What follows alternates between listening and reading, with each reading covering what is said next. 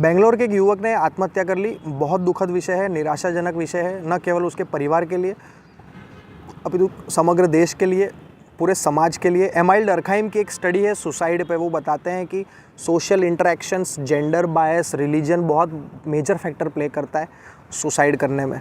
तो इसका मतलब ये नहीं कि किसी एक कारण से सुसाइड हुआ है, बहुत सारे मल्टीपल रीजंस होते हैं। दूसरा अहम इसका ये है कि विच हंटिंग शुरू कर दी गई है, किनकी? महिलाओं की। कैसे?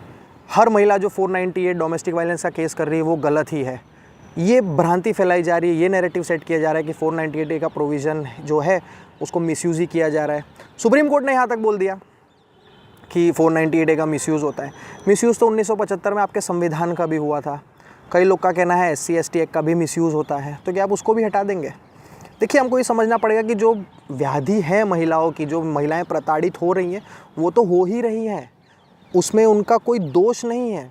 आप अपनी माँओं के साथ बैठिए, उनके साथ चर्चा करिए, वो आपको बताएंगे कि उनकी बुआओं ने और आपकी बुआओं ने और आपकी दादियों ने उनका क्या हश्र किया था। आपको बताएंगे किस प्रकार की प्रताड़ना हुई है उन लोग की। आज से प्रताड़ना नहीं हो रही है, प्राचीन काल से प्रताड़ना हो रही है, ऐतिहासिक रूप से प्रताड़ना हो रही है। गौतम ऋषि ने किस ज़माने में माता अहिल्या को श्राप दिया था? क्यों? देवराज इंद्र की भूल थी, माता को श्राप क्यों मिला?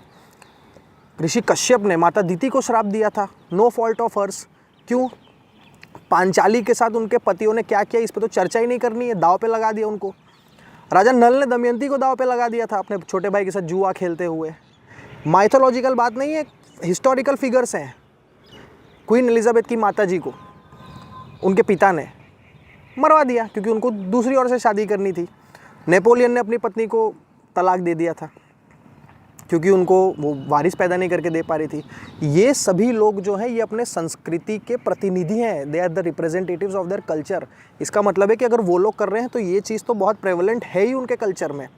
प्रताड़नाएँ उनकी कम नहीं हो रही है, उनकी प्रताड़नाएँ बढ़ती जा रही है। पतियों ने बहुत प्रताड़ित किया है उन लोग को। और एलिमनी समझिए, एलिमनी होता क्या है, अपना कोई भी ओपिनियन देने से पहले देखिए क्या होता है। एलिमनी का कॉन्सेप्ट ये है कि जब किसी भी स्त्री को कोई पुरुष तलाक दे देता है, छोड़ देता है, तो समाज में उसका मान सम्मान समाप्त हो जाता है। समाज उसको हीन दृष्टि से देखता है, उसको बहुत रिस्पेक्टेबल नज़र से समाज देखता नहीं है। तो चूँकि हमारी जो कानून व्यवस्था है वह सम्मान उसको नहीं दे सकती है, इसीलिए हमने एक छोटा सा इनकम कंपेंसेशन दे दिया है। एलिमनी ये है। तो alimony is not the product तो एक्चुअल में वो सम्मान है जो उसको समाज में मिलना चाहिए, वो सम्मान उसको नहीं मिल रहा है, इसीलिए एलिमनी दी जाती है।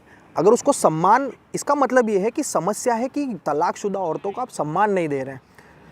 समस्या का मूल आपको पकड़ना पड़ेगा। आपको ये देखना पड़ेगा कि भाई जो तलाकशुदा, सबसे पहले तो आपको पकड़ना पड़ेगा कि तलाक क्यों हो रहे इतने ज़्यादा, तलाकशुदा महिलाओं को सम्मान क्यों नहीं प्राप्त हो रहा है।